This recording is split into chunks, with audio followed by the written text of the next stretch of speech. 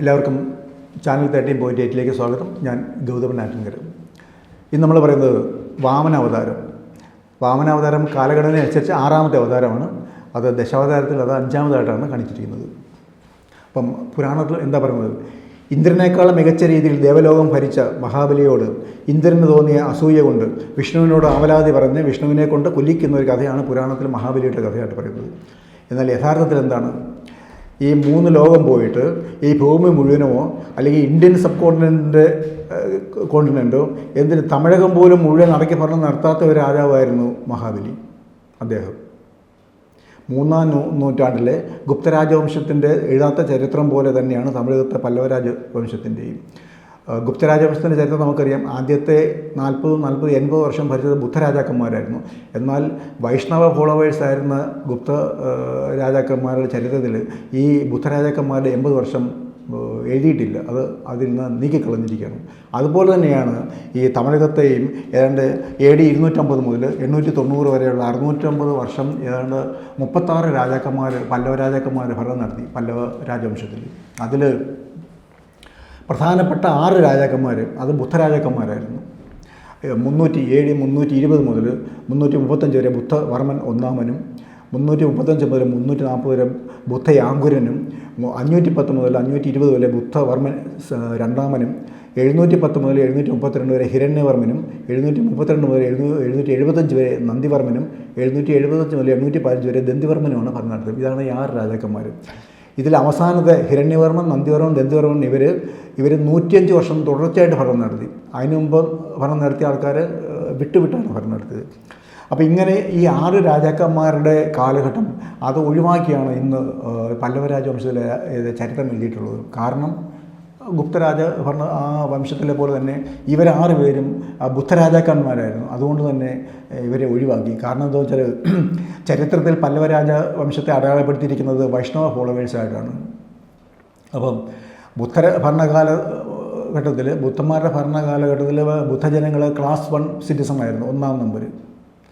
അതിനുശേഷം ഈ ബ്രാഹ്മണിസത്തിൻ്റെ അധീനയിൽ വന്ന രാജാക്കന്മാരും അല്ല ബ്രാഹ്മണിസം ഉണ്ടായപ്പോഴത്തേക്കും അവർ ഈ ബുദ്ധരാജാക്കന്മാരെ അസുരന്മാരായിട്ട് ചിത്രീകരിച്ചു. ബുദ്ധരാജാക്കന്മാരല്ല, ബുദ്ധജനങ്ങളെ മുഴുവൻ തന്നെ അസുരന്മാരായിട്ട് ചിത്രീകരിക്കുകയും അതിനുശേഷം ഇപ്പം ആധുനിക ലോകത്ത് വന്നപ്പോഴത്തേക്ക് ഇവരെ അധികൃത വർഗമായിട്ടും ഇന്ന് അവരെ എന്തായിട്ട് പറയുന്നത് ദളിതായിട്ടുമാണ് പറയുന്നത്. ഇതൊക്കെ ബുദ്ധന്മാരായിരുന്നു. ബുദ്ധ ഭരണകാലം ഉണ്ടായിരുന്ന കാലഘട്ടത്തിൽ നീണ്ട കാലയളവിലെല്ലാം ബുദ്ധ മതക്കാർ ക്ലാസ് നമ്പർ 1 ആയിരുന്നു. അതിനുശേഷം അവരെ ഒഴിവാക്കി മറ്റുള്ളവർ ഭരിക്കാൻ വന്നപ്പോഴത്തേക്കും അവരെ അധികൃത വർഗമായിട്ടും ഇന്ന് ആധുനിക ഇന്ത്യയിൽ അവരെ ദളിതായിട്ടാണ് അറിയപ്പെടുന്നത്. അപ്പോൾ ഈ അധികൃത വർഗമായിട്ടും പുരാണത്തിൽ അസുരന്മാരായിട്ടാണ് ഇവരെ പറയുന്നത്, അസുര ജനങ്ങളായിട്ടാണ് പറയുന്നത്.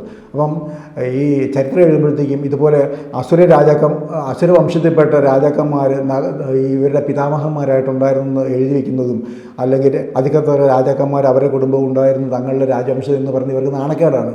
അതുകൊണ്ട് തന്നെ വംശമഹിമയെ താലോലിച്ചിരുന്ന ഈ പല്ലവ ബ്രാഹ്മണർ ഈ ബുദ്ധരാജാക്കന്മാരുടെ ചരിത്രം അവരുടെ ചരിത്രത്തിൽ കൂട്ടി വയ്ക്കാൻ ഇഷ്ടപ്പെട്ടിരുന്നില്ല. അതുകൊണ്ട് തന്നെ അത് കട്ട് ചെയ്ത് കളയുക ചെയ്തത്. അപ്പം ചരിത്രം എഴുതിയപ്പോൾ കടവു ലൈനേജിലുള്ള രാജാക്കന്മാരായിരുന്നു ഈ ബുദ്ധരാജാക്കന്മാർ.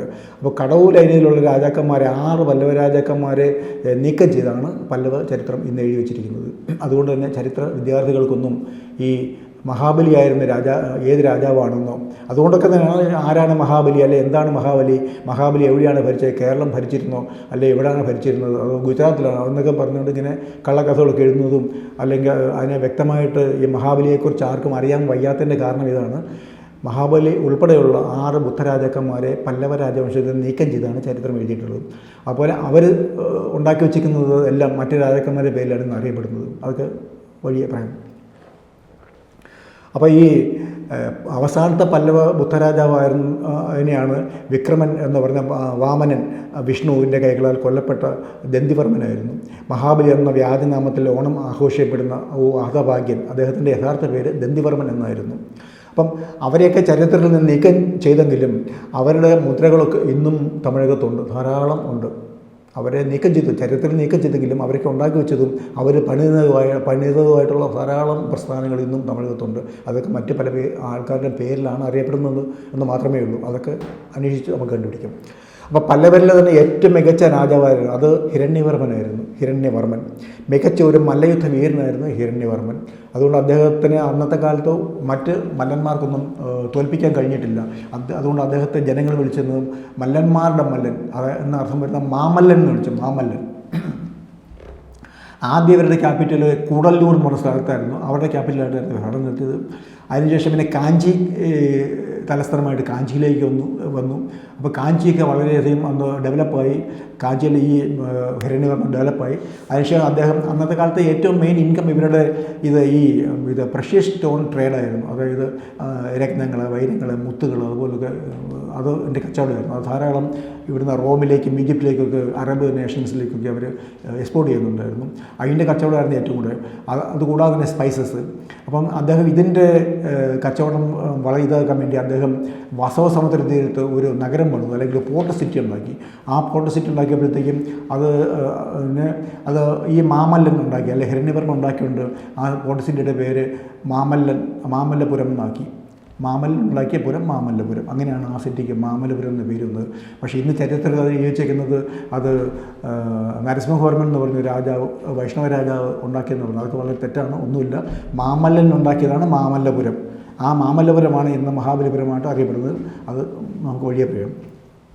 അപ്പം അന്നത്തെ ഏറ്റവും പ്രഗത്ഭനായ, അല്ലെങ്കിൽ പല്ലവ രാജവംശത്തിൽ തന്നെ ഏറ്റവും പ്രഗത്ഭനായ രാജാവ് ആരാന്ന് ചോദിച്ചാൽ അത് ഹിരണ്യവർമ്മൻ തന്നെയാണ്. ഈ മഹാബലി പോലും അല്ല, ഹിരണ്യവർമ്മൻ തന്നെയാണ്. ആ ഹിരണ്യവർമ്മൻ്റെ കാലത്താണ് ഈ മാമല്ലപുരം ഉണ്ടാക്കിയത്, പോർട്ട് സിറ്റി ഉണ്ടാക്കിയത്. അദ്ദേഹം വളരെ പ്രജാക്ഷേമ തൽപരനായ രാജ്യം ഭരിച്ച പ്രശസ്തനായ ആളാണ്. അദ്ദേഹം ചൈനയായിട്ട് ട്രേഡുകൾ നടത്തിയിരുന്നു. ചൈനയിൽ നിന്ന് കൊണ്ടുവന്ന അദ്ദേഹം അന്ന് ഈ സ്പൈസസ് റൂട്ടുകൾക്ക്, ചൈനയിൽ നിന്നുണ്ടാകുന്ന സ്പൈസസ് റൂട്ട് അത് മാമല്ലപുരത്ത് കൂടി ആക്കി. അപ്പം ഈ മാമല്ലപുരം എന്ന് പറഞ്ഞാൽ അദ്ദേഹം ഉണ്ടാക്കിയ സിറ്റി അന്ന് സ്പൈസസ് റൂട്ടിൻ്റെ ഒരു ഹബ്ബായിരുന്നു, അല്ലെങ്കിൽ ഒരു സെൻറ്ററായിരുന്നു. അപ്പോൾ തന്നെ അന്ന് കാഞ്ചി ആ കാലത്ത് തന്നെ വളരെ ഡെവലപ്പായിരുന്നു. കാഞ്ചിയിൽ ധാരാളം ബിൽഡിങ്ങുകൾ ഉണ്ടാക്കിയിരുന്നു, അല്ലെങ്കിൽ കാഞ്ചിയിലെ ബുദ്ധ ഷെരിൻസ് ഒന്ന് ധാരാളം ഉണ്ടാക്കിയിരുന്നു. അദ്ദേഹത്തിൻ്റെ കാലത്തുണ്ടാക്കിയതാണ് ഈ ഇന്ന് വരദരാജ ടെമ്പിൾ എന്ന് പറയുന്ന ടെമ്പിൾ. അത് അന്ന് ബുദ്ധ ഷെരീനായിരുന്നു. കാമാക്ഷി വിഹാർ എന്ന് പറഞ്ഞ ഇന്നത്തെ ടെമ്പിൾ പറഞ്ഞാൽ അത് അന്ന് ബുദ്ധശരീരനായിരുന്നു. അതുപോലെ തന്നെ അഷ്ടഭുജാകര മോണാസ്ട്രി അത് ഇന്ന് അഷ്ടഭുജാകര ടെമ്പിളായി മാറിയത്.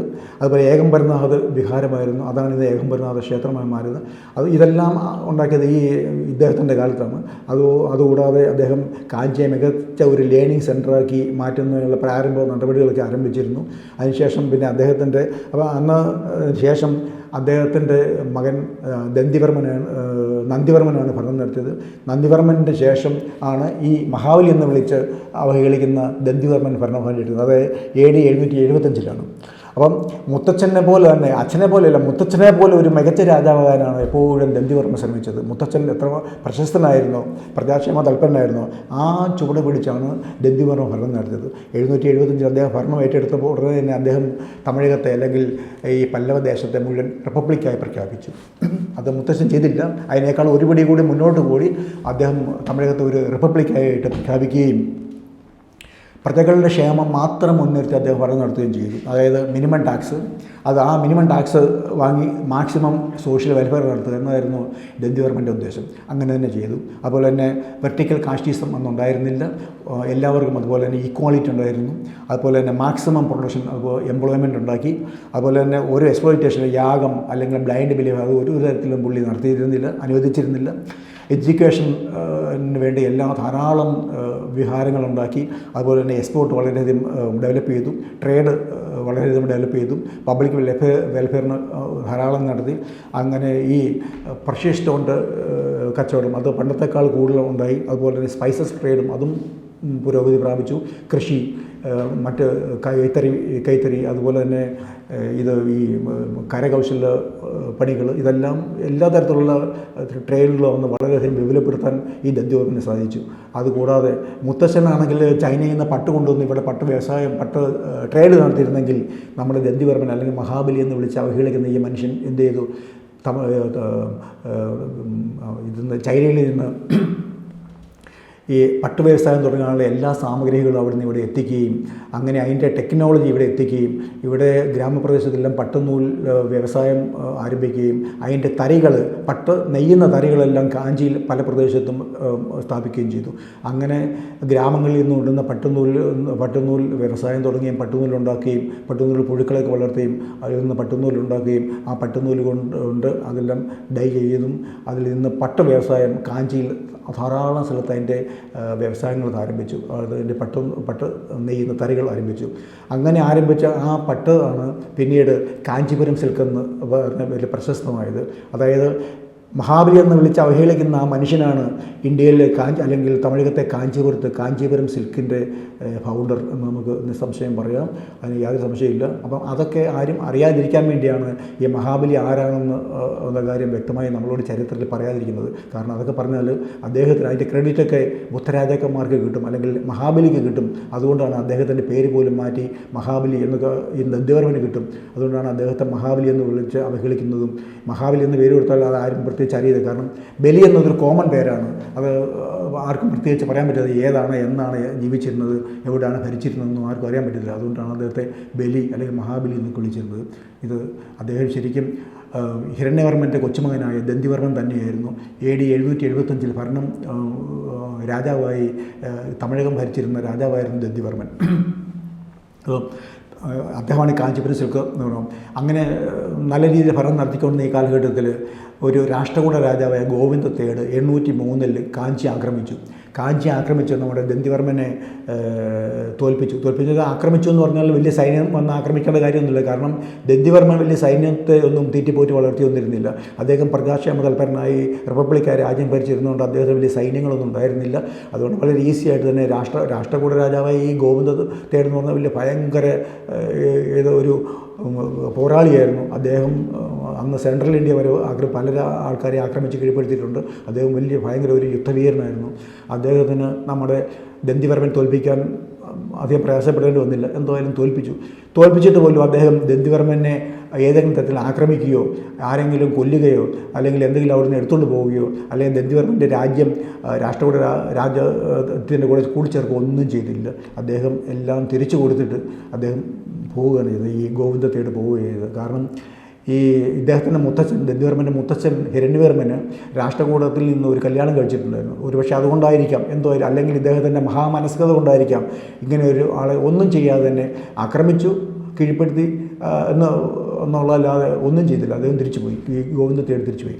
ഏതായാലും ഈ സംഭവത്തിന് ശേഷം നമ്മുടെ ദന്തിവർമ്മൻ കാഞ്ചിയിൽ നിന്ന് അദ്ദേഹത്തിൻ്റെ താമസം, കാഞ്ചി തലസ്ഥാനമാണ്, കാഞ്ചിയും തലസ്ഥാനം മാറ്റി, തലസ്ഥാനമാണെങ്കിൽ അവിടുത്തെ താമസം പുള്ളി ഈ വാസവസമുദ്ര തീരത്ത് മുത്തച്ഛൻ പെടുന്ന മാമല്ലപുരത്തേക്ക് താമസം മാറ്റി. അന്ന് മുതൽ പിന്നെ ദന്തിവർമ്മൻ മാമല്ലപുരത്താണ് താമസിച്ചത്. അദ്ദേഹം അങ്ങോട്ട് പോകാൻ കാരണം ഇത് ഈ പ്രഷ്യസ് സ്റ്റോണിൻ്റെ ട്രേഡ് കുറച്ചുകൂടെ വിപുലപ്പെടുത്തണം. അതുപോലെ പട്ടുനൂലിൻ്റെ അത് ധാരാളം പ്രൊഡക്ഷൻ വളരെ കൂടുന്നുണ്ട്. അപ്പോൾ പട്ട് വ്യവസായം അത് എക്സ്പോർട്ട് ചെയ്യണം. അങ്ങനെയുള്ള അതിനൊക്കെ മേൽനോട്ടം വഹിക്കാനായിട്ട് അദ്ദേഹം മാമല്ലപുരത്തിന് താമസം മാറ്റുകയാണ്. അപ്പോൾ മാമല്ലപുരം വീണ്ടും കുറച്ചുകൂടി ഡെവലപ്പായി. അവിടെ ധാരാളം മാർക്കറ്റുകളും അതുപോലെ ഗോഡൗണുകളും ഒക്കെ ഉണ്ടാക്കി. അതുപോലെ അവിടുത്തെ പോർട്ടൊക്കെ കുറച്ച് ഒന്ന് വികസിപ്പിച്ചു. അങ്ങനെയുള്ള ഒക്കെ പുള്ളി അദ്ദേഹം താമസിക്കുകയായിരുന്നു. അപ്പം ഈ മുത്തച്ഛൻ്റെ കാലം മുതൽ തന്നെ കേരളത്തിൻ്റെ ഒരു ചെറിയ ഭാഗം ഇവരുടെ കയ്യിലുണ്ട്. കമ്പം സെൻട്രലൈസ്ഡ് പിരമിഡ് കമ്പം സെൻട്രലൈസ്ഡ് അവിടുന്ന് ഇന്നത്തെ മാവേലിക്കര ഭാഗത്ത് അതൊക്കെ അന്ന് അറിയപ്പെടുന്നത് മടത്തിൻകൂർ സ്വരൂപം എന്നായിരുന്നു. മടത്തിൻകൂർ സ്വരൂപം. അപ്പം മടത്തിൻകൂർ സ്വരൂപത്തിൻ്റെ ഭൂപ്രദേശം മുഴുവൻ അന്ന് ഇവരുടെ ഈ പല്ലവ രാജാക്കന്മാരുടെ കീഴിലായിരുന്നു. അല്ലെങ്കിൽ ഈ നമ്മുടെ ഹിരണ്യവർമ്മൻ്റെ കാലം മുതൽ തന്നെ. അപ്പോൾ കേരളത്തിലെ പ്രദേശം കേരളം മഹാബലി ഭരിച്ചിരുന്നു എന്ന് ചോദിച്ചാൽ കേരളത്തിലെ ഈ മടത്തിൻകൂർ സ്വരൂപം അവരുടെ വെസൽ സ്റ്റേറ്റ് ആയിരുന്നു. മഹാബലി ഭരിച്ചിരുന്നു എന്ന് തന്നെ നമുക്ക് പറയാം. കേരളത്തിൽ ഇത്ര മാത്രമേ ഉള്ളൂ. ഇന്നത്തെ മാവേലിക്കര ഉൾപ്പെടുന്ന മടത്തിൻകൂർ സ്വരൂപത്തിൻ്റെ ആ പ്രദേശം, കമ്പം പ്രദേശം, ആ പ്രദേശം എല്ലാം ഇവരുടെ ഈ പല്ലവ ബുദ്ധരാജാക്കന്മാരുടേതായിരുന്നു. ആ പ്രദേശങ്ങളെല്ലാം അതൊക്കെ അവരുടെ അധീനത്തിലായിരുന്നു. ഈ കാര്യങ്ങളെല്ലാം അല്ലെങ്കിൽ അന്നത്തെ കാലത്തെ കാഞ്ചി എങ്ങനെയായിരുന്നു, അല്ലെങ്കിൽ തമിഴക എങ്ങനെയായിരുന്നു, അല്ലെങ്കിൽ ദന്തിവർമ്മൻ ആരായിരുന്നു, ഹിരണ്യവർമ്മൻ ആരായിരുന്നു എന്നുള്ള കാലം എല്ലാം ഇന്ന് യൂറോപ്പിൽ കിട്ടുന്നൊരു പുസ്തകമുണ്ട്. Buddhism in Kanchi an ancient city of learning എന്ന് പറയുന്ന പുസ്തകമുണ്ട്. ആ പുസ്തകത്തിൽ ഇതെല്ലാം വിശദമായിട്ട് എഴുതിയിട്ടുണ്ട്. ഒരു ടെസ്റ്റാണത്. യൂറോപ്പിൽ അവൈലബിൾ ആണ്. അപ്പോൾ spices trade, silk trade, precious stone trade, port city എല്ലാം വിപുലപ്പെടുത്തി അങ്ങനെ നമ്മുടെ ദന്തിവർമ്മൻ അവിടെ ഇങ്ങനെ താമസിക്കുന്നു. പുതിയ പല്ലവ ദ്രാവിഡ ടിബറ്റൻ ആർക്കിടെക്ചറുള്ള ധാരാളം വിഹാരങ്ങൾ അദ്ദേഹം ഉണ്ടാക്കി. മാർക്കറ്റുകളെല്ലാം വിപുലപ്പെടുത്തി. പാലസുകൾ, റോഡുകൾ, മാർക്കറ്റ്, പോർട്ട് ഇതെല്ലാം വീണ്ടും വിപുലപ്പെടുത്തി. അങ്ങനെ മുത്തച്ഛന് സാധിക്കാത്ത കാര്യങ്ങളെല്ലാം വീണ്ടും ദന്തിവർമ്മൻ അവിടെ ഉണ്ടാക്കി. ധാരാളം വിഹാരങ്ങളുണ്ടാക്കി. 100% പബ്ലിക് ഹാപ്പിയായിരുന്നു. എല്ലാവർക്കും സ്റ്റാറ്റസ് ഉണ്ട്, എല്ലാവർക്കും ഫ്രീഡമുണ്ട്, ഈക്വാളിറ്റി ഉണ്ട്, എല്ലാവർക്കും എംപ്ലോയ്മെൻ്റ് ഉണ്ട്, എല്ലാവർക്കും പൈസ ഉണ്ട്, എല്ലാവർക്കും ധനമുണ്ട്. അതുപോലെ എക്സ്പ്ലോയിറ്റേഷൻ തീരെ ഇല്ലായിരുന്നു, മാൽ പ്രാക്ടീസ് തീരെ ഇല്ലായിരുന്നു. ഒരു തരത്തിലുള്ള ചതി അല്ലെ വഞ്ചന അത് അനുവദിച്ചിരുന്നില്ല. റിപ്പബ്ലിക്കായിരുന്നു. എല്ലാ തരത്തിലും എല്ലാവർക്കും സേഫ്റ്റി ഉണ്ടായിരുന്നു. ശാന്തി, സമാധാനത്തോടുകൂടി ആൾക്കാർ ജീവിച്ചു. അതുകൊണ്ടൊക്കെ തന്നെ അവർ ആരോ എഴുതിയത് ഈ മാവേലി നാട് വാണിയിടും കാലം മനുഷ്യരെല്ലാവരും ഒന്നുപോലെ. അത് സത്യം തന്നെയാണ്. കാരണം ഇങ്ങനെയെല്ലാം ഉണ്ടെങ്കിൽ പിന്നെ അവിടെ ചതിക്കും വഞ്ചനയ്ക്കും ഒന്നും യാതൊരു ചാൻസും ഇല്ലായിരുന്നു. അതുകൊണ്ടൊക്കെ തന്നെയാണ് അദ്ദേഹം ഇങ്ങനെ ഇതുപോലെ രാജ്യം ഭരിച്ചത്. ഇദ്ദേഹം മാത്രമല്ല, മറ്റ് പല ഹർഷനെ പോലെയുള്ള മറ്റ് പല രാജാക്കന്മാരും ഇതുപോലെ തന്നെ രാജ്യം ഭരിച്ചിട്ടുണ്ട്. ഹർഷൻ, അതുപോലെ തന്നെ ജലന്ധര എന്നൊരു രാജ്യം ഇതുപോലെ തന്നെ ആണ് രാജ്യം ഭരിച്ചിരുന്നത്. ഹർഷവർദ്ധൻ ഇതുപോലെ തന്നെയാണ് രാജ്യം ഭരിച്ചിരുന്നത്. അതുപോലെ തന്നെയാണ് ഈ മഹാബലി അല്ലെങ്കിൽ ദന്തിവർമ്മനും ഈ തമിഴകം ഭരിച്ചിരുന്നത്. അപ്പം എന്നാൽ ഇതിഷ്ടപ്പെടാത്ത ഒരു കൂട്ടം ആൾക്കാർ വന്ന് രാജ്യത്ത് ജീവിക്കുന്നുണ്ടായിരുന്നു. അവർ പല്ലവ ബ്രാഹ്മിൻസ് ആയിരുന്നു. അവരെ സംബന്ധിച്ച് അവർക്ക് അറിയാവുന്ന ജോലി ഇതായിരുന്നു: പൂജ, യാഗം, യജ്ഞം, മൃഗബലി, ജ്യോതിഷം. പക്ഷേ ഇതൊന്നും രാജ്യത്ത് അനുവദിച്ചിരുന്നില്ല. ഇതെല്ലാം ബാൻ ചെയ്തിരുന്നു. അതുകൊണ്ട് അവർക്ക് പ്രത്യേകിച്ച് വരുമാനമൊന്നും ഇല്ലാത്തതുകൊണ്ട് അവർ പല്ല് കടിച്ച് അവർ പകയോടുകൂടിയാണ് ജീവിച്ചത്. കാരണം ഇതൊന്നും നടത്താത്ത രാജ്യം, ഇതൊന്നും അനുവദിക്കാത്ത രാജ്യം അവരെ സംബന്ധിച്ച് അത് അധർമ്മമായിരുന്നു. അത് മറ്റുള്ളവർ സുഖമായിട്ട് സന്തോഷത്തോടെ യാതൊരു ചതി വഞ്ചനയോടുകൂടി ജീവിക്കാത്ത ഒരു സമയത്ത്, അല്ലെങ്കിൽ യാതൊരുള്ള ഈ അസന്തുഷ്ടിക്കും കാരണമില്ലാതെ ഇവർ സന്തോഷത്തോടെ ജീവിക്കുന്നു എന്ന് പറയുന്നത് ഇവരെ സംബന്ധിച്ചത് അത് അധർമ്മമാണ്. ഇവർക്ക് ഇതെല്ലാം ചെയ്യാൻ പറ്റിയെങ്കിൽ, ഇതുപോലെ ഇവർക്ക് ഈ യാഗവും പൂജയൊക്കെ ചെയ്ത് മറ്റുള്ളവരെ വഞ്ചിച്ചും ചതിച്ചും ജീവിക്കുകയാണെങ്കിൽ അത് ധർമ്മമെന്ന് ഇവർ പറയും, അല്ലെങ്കിൽ അധർമ്മം എന്ന് പറയും. അപ്പോൾ ഏതായാലും ബ്രാഹ്മണരെ സംബന്ധിച്ചത് അധർമ്മമായിരുന്നു. പക്ഷേ ജനങ്ങളെ സംബന്ധിച്ചത് ഒരു ധർമ്മം കാക്കുന്ന ഒരു കാലമായിരുന്നു ഈ ദന്തിവർമ്മൻ്റെ കാലം. യാതൊരു തരത്തിലുള്ള ചൂഷണങ്ങളൊന്നും അനുവദിച്ചിരുന്നില്ല. അതുകൊണ്ട് തന്നെ അവരെ സംബന്ധിച്ചത് ധർമ്മവും ബ്രാഹ്മണനെ സംബന്ധിച്ചത് അധർമ്മമായിരുന്നു ആ കാലം എന്ന് പറയും. 105 വർഷമായിട്ട് ഹിരണ്യവർമ്മൻ, പിന്നെ നന്ദിവർമ്മൻ, പിന്നെ ദന്തിവർമ്മൻ, ഇങ്ങനെ 105 വർഷമായിട്ട് അല്ലെ 100 വർഷമായിട്ട് ഇങ്ങനെ ഒരു പ്രതീക്ഷ പോലും ഇനി ഇവരുടെ ഇങ്ങനെ ഭരണം തിരിച്ചു കിട്ടുമെന്ന് യാതൊരു പ്രതീക്ഷയ്ക്കും ഒരു വകയില്ലാത്തൊരു കാലഘട്ടമായിരുന്നു ബ്രാഹ്മണരെ സംബന്ധിച്ച്. ആന്ധ്ര പല്ലവാസം, ഈ ശാഖ പല്ലവാസം അവർക്ക് വളരെ ദുഃഖത്തോടെ കഴിഞ്ഞ കാലഘട്ടമായിരുന്നത്. അത് ഈ 9ാം നൂറ്റാണ്ടിൻ്റെ ആരംഭത്തിലായിരുന്നു. അപ്പം തമിഴകത്തിലാണെങ്കിൽ കടവ് പല്ലവാസ് അത് ബുദ്ധിസ്റ്റ് കൺട്രിയാണ്. കേരളത്തിലാണ് ആയകൂപക അല്ലെങ്കിൽ മൂഷിക വംശം, അത് ബുദ്ധിസ്റ്റ് ഭരണത്തിലായിരുന്നു. സെൻട്രൽ ഇന്ത്യ മുഴുവൻ രാഷ്ട്രകൂടാസായിരുന്നു അന്ന് ഭരിച്ചുകൊണ്ടിരുന്നത്. അത് ജൈനന്മാരായിരുന്നു ഭരിച്ചുകൊണ്ടിരുന്നത്. എൻ്റെ വെസ്റ്റ്, നോർത്ത്, ഈസ്റ്റ് അതെല്ലാം ഗുജറാത്ത്, ഹിമാചൽ, ബംഗാൾ ആ പ്രദേശം മുഴുവൻ ഭരിച്ചുകൊണ്ടിരുന്ന പാലട ഡൈനാസ്റ്റിയായിരുന്നു. അത് ബുദ്ധരാജാക്കന്മാരായിരുന്നു. ധർമ്മപാലയായിരുന്നു. പരമാരാസിനെ ആണെങ്കിൽ ഗോവിന്ദദേവ് പിന്നെ തോൽപ്പിച്ചു. ഗുജറാത്ത് പ്രതിഹരാസിനെ അദ്ദേഹം തോൽപ്പിച്ചു. അത് ജൈന രാജാക്കാരാണ്. ചാലൂക്യാസനെ ഗോവിന്ദദേവ് തോൽപ്പിച്ചു. അത് ചാലൂക്യാസ് ബ്രാഹ്മണ ഫോളോവേഴ്സാണ്, അപ്പോൾ അതും തോൽപ്പിച്ചു. അങ്ങനെ ബുദ്ധരാജാക്കന്മാരും ജൈന രാജാക്കന്മാരും ഇന്ത്യ മുഴുവൻ കൈയടക്കി ഭരിച്ചുകൊണ്ടിരുന്ന കാലഘട്ടമായിരുന്നു. ഒരു തരത്തിലും ഏറിലെ പാണ്ഡ്യാസുണ്ട്. ഈ പാണ്ഡ്യാസ് പക്ഷേ അത് വലിയ പവർഫുള്ളൊന്നുമല്ല, ഒരു ചെറിയൊരു നാട്ടുരാജ്യം പോലും ഉണ്ടായിരുന്നുള്ളൂ. അങ്ങനെ AD 470 മിഹിരകുല അല്ലെങ്കിൽ ഹുനാസ് അത് സ്കന്ദഗുപ്തനെ തോൽപ്പിച്ച് പരാജയപ്പെടുത്തിയതിന് ശേഷം ഈ 9ാം നൂറ്റാണ്ടിന് ആരംഭം വരെ ബ്രാഹ്മണിസം എന്ന് പറയുന്ന രാഷ്ട്രീയ നാശത്തിൻ്റെ പടുകുഴിയിലായിരുന്നു. അപ്പോൾ ഒരു തരത്തിലൊരു ഹോപ്പില്ല. ഇന്ത്യ ഒട്ടാകെ മൊത്തത്തിൽ ഭരിക്കുന്നത് ബുദ്ധരാജാക്കന്മാരും ജൈന രാജാക്കന്മാരുമാണ്. എവിടെയും ബ്രാഹ്മണ രാജാക്കന്മാരെ ഒന്നുമില്ലായിരുന്നു. ക്ഷത്രിയരെ ഇല്ല. ക്ഷത്രിയരെ പണ്ടേ തന്നെ വംശനാശം തന്നെ സംഭവിച്ചു കഴിഞ്ഞാണ്. അപ്പം ക്ഷത്രിയരില്ല, ഈ ബ്രാഹ്മണരും ഇല്ല. മൊത്തം ഇന്ത്യ ഭരിച്ചുകൊണ്ടിരുന്നത്, ഈ ദേശം മുഴുവൻ ഭരിച്ചുകൊണ്ടിരുന്നത് ബുദ്ധരാജാക്കന്മാരും അതുപോലെ തന്നെ ജൈന രാജാക്കന്മാരുമായിരുന്നു. അപ്പം ഇവർക്ക് യാതൊരു വിധത്തിലും ഹോപ്പില്ലാതിരുന്നൊരു ഒരു കാലഘട്ടത്തിലാണ്. ഇതിൽ മനംനൊന്താണ് ഏത് വിധേനയും ഹിംസയിലൂടെ ആണെങ്കിൽ പോലും ബ്രാഹ്മണിസത്തെ സമൂഹത്തിൽ സജീവമായി നിലനിർത്തണം എന്ന ഒരു ദൃഢ പ്രതിജ്ഞ എടുത്തുകൊണ്ടാണ് ആദിശങ്കരൻ ദേശാടനം തുടങ്ങിയത്. അദ്ദേഹം ബ്രാഹ്മണ വിദ്യ കൊണ്ട് ഒന്നും നേടാൻ കഴിയാത്ത ബ്രാഹ്മണർ അല്ലെ ശങ്കരന് ഒന്നും നേടാൻ കഴിയുന്നില്ല. ഒരു ദേശം പോലും ഭരിക്കാനോ രാഷ്ട്രീയ അധികാരം കൈവശം വയ്ക്കാനോ അവരെ കൊണ്ട് സാധിക്കുന്നില്ല. അതേപോലെ നിരാശരായ മറ്റു ധാരാളം ബ്രാഹ്മണർ അന്നുണ്ടായിരുന്നു. എല്ലാവരെയും കൂട്ടി വേണമെങ്കിൽ അവരുടെ എല്ലാം കൂട്ടി കൊലപാതകത്തിലൂടെ മറ്റക്രമത്തിലൂടെ ആണെങ്കിൽ പോലും അല്ലെ പിടിച്ചുപറി നടത്തിയാണെങ്കിൽ പോലും രാഷ്ട്രീയ അധികാരം കൈവശം വേണം എന്ന് അവർ നേരത്തെ തന്നെ അവർക്ക് മനസ്സിലായി. അധികാരം കയ്യിലില്ലെങ്കിൽ എന്താണ് നഷ്ടം എന്നുള്ളത് അവർ നേരത്തെ തന്നെ നേരത്തെ പറഞ്ഞിട്ടുള്ളത്.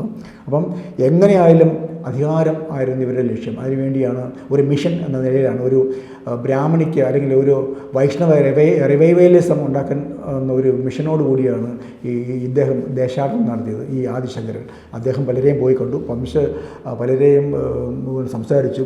അദ്ദേഹത്തിൻ്റെ അന്ന് ബ്രാഹ്മണർക്കുണ്ടായിരുന്ന ക്യാപിറ്റൽ ഇതായിരുന്നു: വംശവരി, ജാതിഭ്രാന്ത്, പക, നിരാശ, ഹിംസ, അപരനിന്ദ, ഇതൊക്കെയായിരുന്നു മൂലധനം.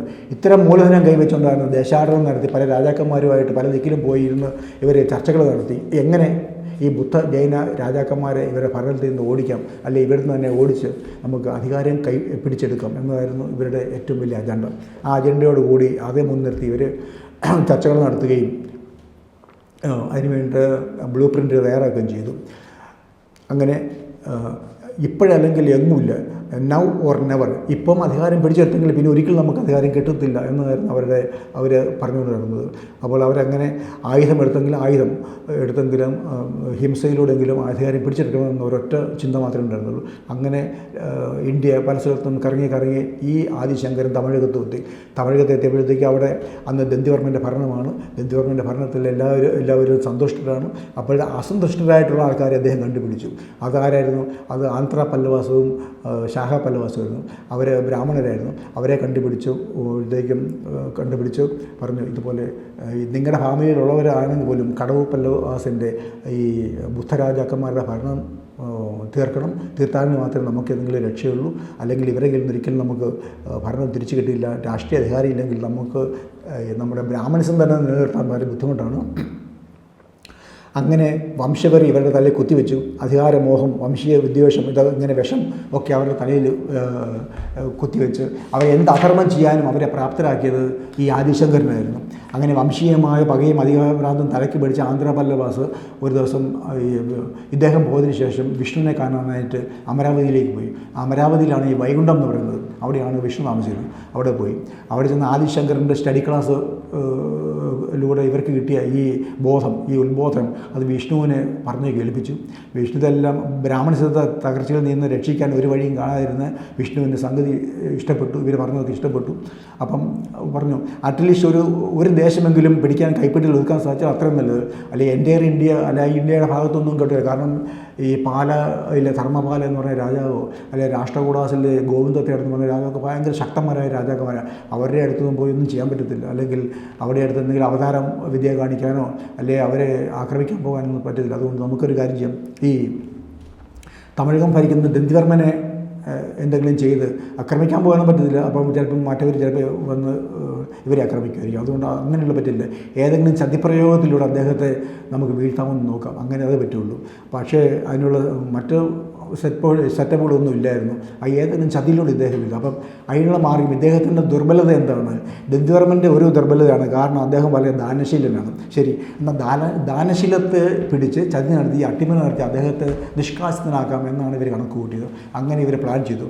അങ്ങനെ പ്ലാൻ ചെയ്തിട്ട് അങ്ങനെ സാധ്യമായാൽ, അങ്ങനെ ഒരു അട്ടിമറിയിലൂടെ സാധ്യമായാൽ ആന്ധ്ര പല്ലവാസിലെ നന്ദിവർമ്മൻ തേടിനെ രാജാവായി വാഴിക്കാമെന്ന് തീരുമാനമായി. അപ്പം ഈ ചതിപ്രയോഗം നടത്തി ദന്തിവർമ്മനെ അട്ടിമറി നടത്തി താഴെ ഇട്ടാൽ ആന്ധ്ര പല്ലവാസിൽ അന്ന് നന്ദിവർമ്മൻ തേടായിരുന്നു. ആ നന്ദിവർമ്മൻ തേടിനെ രാജാവാക്കാനുള്ള തീരുമാനമായി. അപ്പം രാജാവ് നന്ദിവർമ്മൻ ആകാനുള്ള തീരുമാനത്തോടുകൂടി ഇവരെല്ലാം തിരിച്ചു പോന്നു. ഈ പല്ലവാസെല്ലാം തിരിച്ചു പോന്നു. അങ്ങനെ വിഷ്ണുവിൻ്റെ അവിടെ പല പദ്ധതികളും തയ്യാറാക്കി. അങ്ങനെ 815 ഒരു സുപ്രഭാതം, അത് ആവണി മാസം CE 805 ആവണി മാസത്തിൽ ഒരു പകൽ വാടി തളർന്ന് കുറച്ച് ബ്രാഹ്മണരെല്ലാവരും കൂടി ഈ മാമല്ലപുരത്തെ ദന്തിവർമ്മൻ്റെ ഈ വസതിയിലെത്തി, അല്ലെങ്കിൽ കൊട്ടാരത്തിലെത്തി.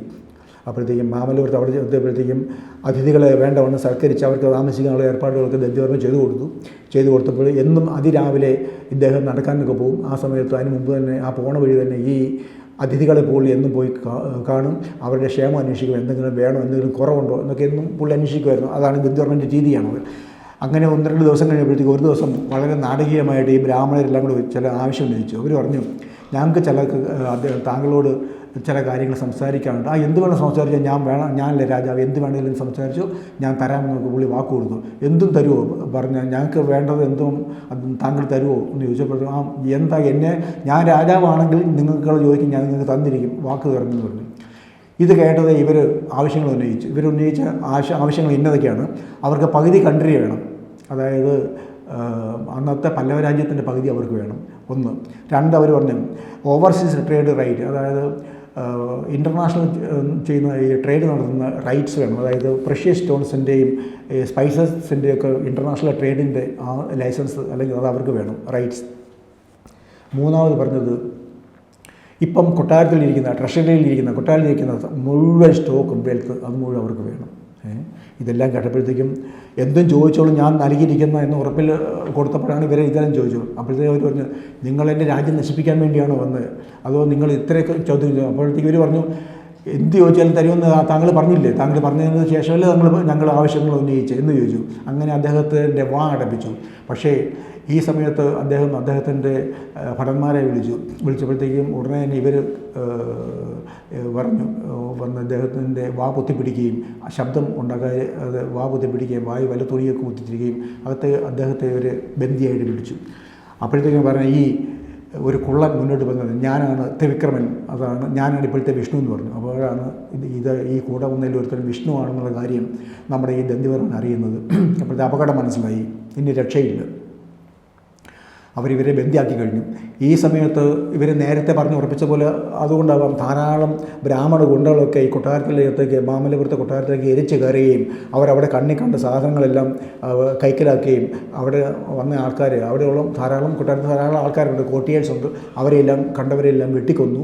സ്ത്രീകളൊക്കെ ഒളിച്ചു, മറ്റുള്ളവരൊക്കെ വെളിയിറങ്ങിയവരെല്ലാം വെട്ടിക്കൊന്നു. അതുപോലെ കൊട്ടാരം മുഴുവൻ കൊള്ളയടിച്ചു, കൊട്ടാരം മുഴുവൻ കൊള്ളയടിച്ചു. അതെല്ലാം പല പെട്ടികളിലാക്കി ഇവർ കാത്തു കിടന്ന രഥത്തിലൊക്കെ കയറ്റി ധാരാളം പെട്ടികൾ, അതിനകത്തെല്ലാം സ്വർണം, വെള്ളി, രത്നങ്ങൾ, അതുപോലെ തന്നെ നാണയങ്ങൾ, അതുപോലെ വിദേശ നാണയങ്ങൾ, അതുപോലെ അതെല്ലാം വലിയ പെട്ടിക്കകത്താക്കി അതിരാവിലെ തന്നെ അതെല്ലാം തേരിൽ കയറ്റി.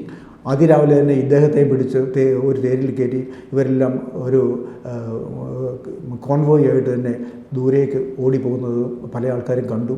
ഇത് കണ്ടപ്പോഴത്തേക്ക് അവരിൽ പലരും ഇതിലിരിക്കുന്ന വായെല്ലാം മൂടിക്കെട്ടിയിരിക്കുന്ന, കൈയെല്ലാം പിന്നോട്ട് കെട്ടിയിരിക്കുന്ന ഇത് തങ്ങളുടെ രാജാവാണെന്ന് അവർക്ക് ചിലപ്പോൾ സംശയം തോന്നി. അവർ സൂക്ഷിച്ച് നോക്കി, ഏർലി മോർണിംഗ് ആണ്, അപ്പോൾ അരിയത്തെ രാജാവ് തന്നെയാണെന്ന് അവർ മനസ്സിലാക്കി. ഉടനെ അവർ കൊട്ടാരത്തിൻ്റെ ഭാഗത്തേക്ക് ഓടി വന്നു. കൊട്ടാരത്തിൻ്റെ ഭാഗത്ത് ഓടിയപ്പോൾ അവിടെയെല്ലാം തീ കത്തുകയാണ്. മാമല്ലപുരം മുഴുവൻ തീ കത്തുകയാണ്. മാമല്ലപുരം തീ കത്തുന്നു. ധാരാളം ഒച്ച, അലർച്ച, മരണവെപ്രാളം കേട്ടുന്നു. പലരെയും കൊല്ലുകയൊക്കെ ചെയ്തു. ഇത് കണ്ടപ്പോൾ ഉടനെ തന്നെ മാമല്ലപുരം ഭാഗത്തെല്ലാം ലഹള ആരംഭിച്ചു. തങ്ങളുടെ രാജാവിനെ കൊണ്ട് ആരാണ്ട് പോകുന്നുണ്ട്, അവിടെ എല്ലാം ലഹള ആരംഭിച്ചു. അതിന് ഉടനെ അതിനടുത്ത പ്രദേശത്ത് ലഹള ആരംഭിച്ചു. അങ്ങനെ മാമല്ലപുരം മുഴുവൻ ലഹളയായി, റൈറ്റ്സായി, കൊലയായി. അപ്പോഴത്തേക്ക് ഈ തേരുകളൊക്കെ അപ്പോഴത്തേക്ക് മാമല്ലപുരമൊക്കെ കടന്നുപോയി. ഒരു രഥത്തിൽ രാജാവായ ദന്ത്യവർമ്മനെയും കൊണ്ട് വിഷ്ണുവും കുറച്ച് ആൾക്കാരും, മറ്റ് രഥങ്ങളിലെല്ലാം അവിടുന്ന് കൊള്ളയടിച്ചുകൊണ്ട് കൊന്ന പെട്ടികളിൽ സമ്പത്തും കൊണ്ടും അങ്ങനെ രഥങ്ങളെല്ലാം വളരെ ദൂരെ എത്തിക്കഴിഞ്ഞു. അങ്ങനെ പോയി മാമല്ലപുരത്ത് ഇതിനെ കൊണ്ടുപോകുന്നത് പാതാളകോടി എന്ന് പറഞ്ഞ സ്ഥലത്ത്. പാതാളകോടി, പുരാണത്തെ പാതാളകോടി എവിടെയാണെന്ന് ചോദിച്ചാൽ പറയും അത് എവിടെയാണ്, തെക്കേ അമേരിക്കയിലെന്ന് പറയും. തെക്കേ അമേരിക്കയാണ് പാതാളകോടി അങ്ങോട്ട് കൊണ്ടുപോയെന്ന് പറയുന്നത്. അവിടെ നിന്നല്ല. പാതാളകോടി എന്ന് പറയുന്നത് നാഗ്പൂർ സിറ്റിയിൽ നിന്ന് 208 കിലോമീറ്റർ പോയാൽ ചിണ്ടുവാല എന്ന് പറയുന്ന സ്ഥലത്ത്, അത് MP യുടെ ബോർഡറിലാണ്. അവിടെ നിന്ന് ഒരു 80 കിലോമീറ്റർ കൂടെ പിന്നെയും പോയാൽ പാതാളകോടി എന്ന് പറയുന്ന സ്ഥലത്തെത്തും. പാതാളകോടി എന്ന് പറഞ്ഞ ഒരു അധോലോകമാണ്. 20,000 ഏക്കറിലുള്ള ഒരു ഫോറസ്റ്റ് ഏരിയയാണ്. ഫോറസ്റ്റ് എന്ന് പറഞ്ഞാൽ വലിയ വലിയ മരങ്ങളല്ല അവിടെയുള്ള. അവിടെ മുഴുവൻ ഒരുതരം വെട്ടുകല്ല്, ചെങ്കല്ലാണ്. ആ ചെങ്കല്ല് മുഴുവൻ ആ മല പോലെ നിൽക്കുന്നു. അതിൻ്റെ അടിയിലെല്ലാം ധാരാളം ഗുഹകളാണ്, വലിയ ഗുഹകൾ. അതിനടിയിൽ ഒരു അധോലോകം പോലെയാണ് ഗുഹകൾ. അവിടെ വേണമെങ്കിൽ പിള്ളേർക്ക് ക്രിക്കറ്റ് കളിക്കാം, അല്ലെങ്കിൽ അതുപോലെ ഓടി കളിക്കാം. അതുപോലെ പല 100 കണക്കിന് ഗുഹകളുള്ളൊരു വലിയ പ്രദേശമാണത്. മോടി മുഴുവൻ ചെങ്കല്ല്, ആ ചെങ്കല്ലിൻ്റെ താഴെ മുഴുവൻ ഗുഹകൾ. അപ്പോൾ അങ്ങനെയുള്ളൊരു അധോലോകമാണത്. അതിനകത്തോടെയാണ് ദൂണ്ടി റിവർ പോകുന്നത്. അവിടെ ആ പ്രദേശത്തൊന്നും ജനവാസമില്ലാതിരിക്കുന്നതിന് ഇതുപോലെ ബ്രാഹ്മണർക്ക് ഇതുപോലെ പല കൊലപാതകങ്ങൾ നടത്താനായിട്ടുള്ള സ്ഥലം, അതുപോലെ ആൾക്കാരെ പറഞ്ഞ് പേടിപ്പിച്ചിട്ടുണ്ടായിരിക്കും ഇവിടെ ഭൂതങ്ങളുണ്ട്, പ്രേതങ്ങളുണ്ട്, അതുപോലെ അവരുടെ ആരും താമസിക്കുന്ന സ്ഥലമല്ല, എപ്പോഴും അവിടെ ആരും താമസിക്കുന്ന സ്ഥലങ്ങളില്ല. അപ്പോൾ കുറച്ച് ദിവസത്തെ യാത്രയ്ക്ക് ശേഷം ഈ പാതാളകോടി വിഷ്ണുവിനെയും കൊണ്ടെത്തി. അപ്പോൾ ഈ കൊണ്ടുപോയ ധനങ്ങളൊന്നും കൊണ്ടുപോയില്ല. ധനങ്ങളെല്ലാം അദ്ദേഹം വഴിതിരിച്ചു വിട്ടു. ധനം ഉള്ള ഈ പെട്ടികളെല്ലാം അദ്ദേഹം ഈ അദ്ദേഹത്തിൻ്റെ വാസസ്ഥലത്തേക്ക് വിടുകയും ഈ ദന്തിവർമ്മനെ മാത്രം പാതാളകോടിയിലേക്ക് കൊണ്ടുപോവുകയും ചെയ്തു. പാതാളകോടിയിലെത്തിയ ആ ദിവസം അന്നൊരു ഈ ആവണി മാസത്തിലെ ഒരു ഓണം നാളായിരുന്നു, തിരുവോണ നാളായിരുന്നത്. ആ നാളിൽ ആണ് ഈ ദന്തിവർമ്മനെ അന്ന് അവിടെ വെച്ച് വധിച്ചത്. അതുകൊണ്ട് ദന്തിവർമ്മനെ കൊന്ന ദിവസം ഓണനാളായിരുന്നു. അതുകൊണ്ട് അന്നാണ് വാമനനായിട്ട് ഈ വിക്രമൻ എന്ന ഈ ബ്രാഹ്മണൻ അല്ലെങ്കിൽ വിഷ്ണു വാമനനായിട്ട് ആണ് ഇദ്ദേഹത്തെ കൊന്നത്. അതുകൊണ്ട് വാമന ജയന്തി, ഇദ്ദേഹത്തിൻ്റെ മരണ ദിവസവും വാമനൻ്റെ ജയന്തി ദിവസവും രണ്ടും ഒന്നാണ്. അത് ഓണമാണ്. അങ്ങനെയാണ് പിന്നെ കണക്കാക്കി വരും. പിന്നീട് ഓണം നാളിനെ തിരുവോണമായി മാറ്റി. അടുത്ത ദിവസം തന്നെ നന്ദിവർമ്മൻ മൂന്നാമനെ കോർണേഷൻ ചെയ്തു. അദ്ദേഹം ആന്ധ്ര പല്ലവാസിലുള്ള രാജാവാണ്. അദ്ദേഹം തൻ്റെ കോർണേഷൻ കാഞ്ചിയിൽ നടന്നു. അങ്ങനെ പല്ലവൊക്കെ ഇങ്ങോട്ടും ബ്രാഹ്മണദേശമായി മാറി. അതോടുകൂടി ഈ ദന്തിവർമ്മൻ്റെ ഭരണത്തോടു കൂടി പല്ലവ വംശത്തിലെ ഈ ബുദ്ധരാജവംശത്തിൻ്റെ ഭരണം തീർന്നു. പിന്നീട് അത് വൈഷ്ണവ രാജവംശമായി മാറുകയുണ്ടായി. അപ്പോൾ അതുകൊണ്ട് ബുദ്ധജനങ്ങളെല്ലാം ഉടനെ തന്നെ അതിശൂദ്രന്മാരായി ഇവരെ പ്രഖ്യാപിക്കുകയാണുണ്ടായത്. അതേ ബുദ്ധജനങ്ങൾ അതുവരെ ക്ലാസ് 1 സിറ്റിസണായിരുന്നു. അതോടുകൂടി ബുദ്ധജനങ്ങളെല്ലാം അതിശൂദ്രന്മാരായിട്ട് ഇവരെ പ്രഖ്യാപിച്ചു. അവരുടെ സമ്പത്തും വസ്തുവകളെല്ലാം മറ്റൊരു തട്ടിയെടുത്തു. കാരണം മനുസ്മൃതി പറയുന്നുണ്ടല്ലോ, ഇത് ശൂദ്രന്മാരുടെയും അതിശൂദ്രന്മാരുടെയും ഒക്കെ സമ്പത്ത് ഇവർക്ക് സ്നാച്ച് ചെയ്യാൻ അധികാരമുണ്ട്. ആ അധികാരം വെച്ചുകൊണ്ട് ഇവരുടെ സമ്പത്തും വീടുകളും എല്ലാം ഇവർ കൊള്ളയടിച്ചു. പലരെയും അവരെ ഇറക്കി വിട്ട് ഇവർ കയറി താമസിച്ചു. അവരുടെ തൊഴിൽശാലകളിൽ അവർ ഏറ്റെടുത്തു. അവരുടെ കച്ചവട സ്ഥാപനങ്ങൾ ഏറ്റെടുത്തു. അങ്ങനെ ഈ ബുദ്ധജനങ്ങളെല്ലാം വഴിയാധാരമാക്കി. ബുദ്ധജനങ്ങളെ കൈ കിട്ടിയ ആടോ മാടോ ചട്ടിയും കലവും എല്ലാം എടുത്തുകൊണ്ട് ഇങ്ങനെ പല സ്ഥലത്തേക്ക് മൈഗ്രേറ്റ് ചെയ്തു. അന്ന് ഈ ബുദ്ധരാജ്യമായിരുന്ന കേരളത്തിലേക്കും അവർ മൈഗ്രേറ്റ് ചെയ്ത് തെക്കൻ കേരളത്തിലേക്കാണ് കൂടുതൽ വന്നത്. കാരണം ഇവരുടെ ഈ മഹാബലിയുടെ അല്ലെങ്കിൽ ദന്തിവർമ്മൻ്റെ പ്രദേശങ്ങളിൽ മാവേലിക്കര അടുത്തുള്ള ഈ മടത്തിൻകൂർ സ്വരൂപമുണ്ടായിരുന്നു. അതുകൊണ്ട് ആ ഭാഗത്തേക്കൊക്കെയാണ് അവർ കൂടുതൽ അന്ന് മൈഗ്രേറ്റ് ചെയ്ത് വന്നത്. അങ്ങനെ പല ഭാഗത്തേക്ക് അവർ മൈഗ്രേറ്റ് ചെയ്തു പോയി. അതുപോലെ കൊള്ളിവേയ്പ്പ്, കൊല, തീവേയ്പ്പ്, പിന്നെ കൊലപാതകം, കൂട്ടക്കൊല, ഇതെല്ലാം അതിനെ തുടർന്ന് നടന്നു. അങ്ങനെ അവിടെ യാതൊരു നിവൃത്തിയില്ല. അതുകൊണ്ട് ഇവരെല്ലാം പോയി. അതുപോലെ അതോടുകൂടി പട്ടു വ്യവസായം തകർന്നു. പട്ടുനൂൽ പുഴുക്കൾ വ്യവസായം തകർന്നു. അതുപോലെ പട്ട ഉണ്ടാക്കുന്ന തറികളിലൊന്നും ആളില്ല, ജോലി ചെയ്യാൻ ആളില്ല. ആ തറികളിലെല്ലാം നിശ്ചലമായി. അങ്ങനെ ഈ പുതിയ ഭരണം, ഈ നന്ദിവർമ്മ മൂന്നാമൻ്റെ ഭരണം അല്ലെങ്കിൽ ബ്രാഹ്മണരുടെ ഭരണം വന്നെങ്കിലും രാജ്യം അതോടുകൂടി നശിക്കുകയുണ്ടായത്. കൃഷി ചെയ്യാൻ ആളില്ല, കൃഷിയെല്ലാം തീ വെച്ച് നശിപ്പിച്ചു. കൃഷി ചെയ്യാൻ ആളില്ല, അവർ ഇവിടുന്ന് ഓടിപ്പോയി. വ്യവസായം ചെയ്യാൻ ആളില്ല, അവർ ഓടിപ്പോയി. കൈത്തൊഴിൽ ചെയ്യാൻ ആളില്ല, അവർ ഇവിടുന്ന് ഓടിപ്പോയി. അങ്ങനെ ഈ ദന്തിവർമ്മൻ്റെ മരണത്തോടുകൂടി തമിഴകം അതോടുകൂടി തകരുകയാണ് ഉണ്ടായത്. അത് ഒരു വളരെ വലിയ ഒരു സാമൂഹിക ദുരന്തമായിട്ടാണ് കലാശിച്ചത്. അല്ല, ഒരു വ്യക്തിയെ കൊന്ന് ഭരണം പിടിച്ചെടുത്തുകൊണ്ട് ഉണ്ടായി ചെറിയ മാറ്റമുണ്ട്, വലിയ മാറ്റമാണ് തമിഴ്നാട്ടിലുണ്ടായത്. വലിയൊരു മഹാദുരന്തമാണ് ഉണ്ടായത്. രാഷ്ട്രീയമായിട്ടും സാമൂഹികമായിട്ടും ഒരു വലിയ ദുരന്തത്തിലേക്ക് കലാശിക്കുകയാണ്. അതിനുശേഷം ഒരിക്കലും പിന്നെ തമിഴകം ഉണർന്നിട്ടില്ല. അല്ലെങ്കിൽ ഇവരുടെ പല്ലവ രാജവംശം അതോടുകൂടി ക്ഷയിക്കുകയാണ് ഉണ്ടായത്. ഈസ്റ്റ് ഏഷ്യ ആയിട്ടുള്ള രാജ്യങ്ങളായിട്ടുള്ള ബന്ധം മുഴുവൻ അതോടുകൂടി തകർന്നു. ചൈനയായിട്ടുള്ള ബന്ധം തകർന്നു. സാമ്പത്തികം പരിതാപകരമായ അവസ്ഥയിലെത്തി. ഇത്തരം നെഗറ്റീവ് എഫക്റ്റ് എല്ലാം മറച്ചു വെച്ചിട്ട് ഇവർ പുരാണം എഴുതി. ഒരു പരമദ്രോഹിയുടെ മേൽ വിഷ്ണു നേടിയ വിജയമാണ് ഓണം എന്ന രീതിയിലാണ് ഇവർ പുരാണ കഥകളൊക്കെ എഴുതി ഉണ്ടാക്കിയത്. സത്യത്തിൽ അങ്ങനെയല്ല ഉണ്ടാക്കിയത്. ഒരു നന്മയുള്ള ഒരു നല്ലൊരു മനുഷ്യൻ്റെ മേൽ അനീതി നേടിയ വിജയമാണ് ആദ്യത്തിൽ ഓണം. എന്നാൽ അത് നേരെ തിരിച്ചാണ് അവർ കഥ എഴുതിയത്. വാമനാവതാരം എന്ന പേരിൽ അവർ അവതരിപ്പിച്ചത്. ദന്തിവർമ്മൻ്റെ മരണശേഷം തമിഴകത്തെ പല്ലവന്മാർക്ക് പിന്നെ ഒരു ഉയർച്ചയും ഉണ്ടായിട്ടില്ല. പലതരത്തിലും തകർന്ന് 897 ആയപ്പോഴത്തേക്കും ചോളന്മാർ പല്ലവരെ തമിഴകത്തിൽ നിന്ന് തന്നെ പിഴുതെറിഞ്ഞു കളഞ്ഞു. ചോളന്മാർ തമിഴകം പിടിച്ചെടുത്തു. ഇവിടെ വരുന്ന ഒരു പ്രധാന ചോദ്യമുണ്ട്. ദന്തിവർമ്മൻ ഒരു സാധുവും സമാധാനപ്രിയനും ദാനശീലനും പ്രജാക്ഷേമ തൽപരനും അക്രമകാരി അല്ലാത്തവനുമായ ഒരു രാജാവായിരുന്നു, അല്ലേ? അദ്ദേഹത്തെ മിലിറ്ററി പവറൊന്നും അധികം ഉണ്ടായിരുന്നില്ല. എന്നാൽ അതേ കാലത്ത് തന്നെ സമകാലീനരായ ദേവപാല എന്ന വളരെ ശക്തനായ രാജാവുണ്ടായിരുന്നു. ബുദ്ധരാജാവായിരുന്നു. ഈസ്റ്റേൺ നോർത്തും മുഴുവൻ ഭരിച്ചുകൊണ്ടിരുന്ന അദ്ദേഹമായിരുന്നു. അതുപോലെ ഗോവിന്ദ തേട്, അമോഘവർഷൻ ഇവരായിരുന്നു ജൈന രാജാക്കന്മാരായിരുന്നു. വെസ്റ്റ് ഇന്ത്യയും അതുപോലെ സെൻട്രൽ ഇന്ത്യ അടക്കി ഭരിച്ചിരുന്നു അവരായിരുന്നു. ഈ ദേശങ്ങളെല്ലാം അടക്കി ഭരിച്ചിട്ടും വിഷ്ണു ഒരവതാരം എടുത്തിട്ട് അവരെ കൊല്ലാൻ ശ്രമിക്കാറുണ്ട്. ഈ പാവം പിടിച്ച ഈ ശുദ്ധഹൃദയനായ ദന്തിവർമ്മനെ കൊന്നത് എന്തുകൊണ്ട് മറ്റേ 2 രാജാക്കന്മാരെയും അല്ലെങ്കിൽ 2-3 രാജാക്കന്മാരെയും മറ്റനേകം ബുദ്ധരാജാക്കന്മാരുണ്ടായിട്ടും മറ്റനേകം ജൈന രാജാക്കന്മാരുണ്ടായിട്ടും അവർ ഇന്ത്യ അടക്കി ഭരിച്ചിട്ടും അവരെ ആരെയും കൊല്ലാൻ പോകാതെ ഈ പാവം പിടിച്ച മനുഷ്യൻ ഈ ദന്തിവർമ്മനെ തമിഴകത്ത് ഈ പല്ലവ രാജാവായ ഈ രാജാവിനെ അട്ടിമറിയിലൂടെ ഇങ്ങനെ ചതിച്ച് കൊല്ലാൻ കാരണം എന്തുവാണ്? വിഷ്ണു അവതാരമെടുത്തിട്ട് നശിപ്പിക്കാൻ പോകുന്നത്. അതിൻ്റെ കാരണം ഇതാണ്. യുദ്ധവീരന്മാരും സൈന്യബലമുള്ളവരുമായ അവരുടെ മുമ്പിൽ ഇത്തരം വേലത്തേടുകളൊന്നും നടക്കാറില്ലായിരുന്നു. ശക്തന്മാരുടെ മുമ്പിൽ ഒരിക്കലും അവതാര കഥകളൊന്നും അല്ലെങ്കിൽ അവതാരങ്ങൾക്കൊന്നും ചെയ്യാൻ കഴിഞ്ഞിരുന്നില്ല. അതൊക്കെ അവരുടെ മുമ്പിൽ അവതാരങ്ങളൊക്കെ ഒരു ലോക്ക്ഡൗൺ ആയിരുന്നു. അപ്പോൾ അധികം ശക്തിയില്ലാത്ത പാവം പിടിച്ച മനുഷ്യരെയും ചതിക്കാൻ പറ്റുന്ന മനുഷ്യരുടെ മുമ്പിൽ മാത്രമായിരുന്നു വിഷ്ണുവിൻ്റെ ഈ അവതാരങ്ങളൊക്കെ നടത്തി അട്ടിമറി നടത്തി അവർ കൊലപാതകം നടത്തി ഭരണം പിടിച്ചെടുത്തത്. അല്ലാത്തതിന് മുമ്പിലൊന്നും ഈ അവതാരത്തിന് യാതൊരു വിലയില്ലായിരുന്നു, ശക്തിയില്ലായിരുന്നു എന്നാണ് പറയുന്നത്. അത് യഥായഥായ ധർമ്മസ്യ എന്നൊക്കെ പറയുന്നുണ്ടെങ്കിലും ധർമ്മം നിലനിർത്താൻ വേണ്ടി ചെയ്തെന്നുണ്ടെങ്കിലും പോലും ധാരാളം മറ്റു ശക്തന്മാരായ രാജാക്കന്മാരുടെ മുമ്പിലൊന്നും ഇതിന് യാതൊരു വിലയുണ്ടായിരുന്നില്ല. ഇതാണ് ഈ വാമനാവതാരത്തിൻ്റെ കഥ. ഇങ്ങനെയാണ് നടന്നത്. ഇനി മറ്റൊരു അവതാരമായിട്ട് വരുന്നത്. എല്ലാവർക്കും നമസ്കാരം.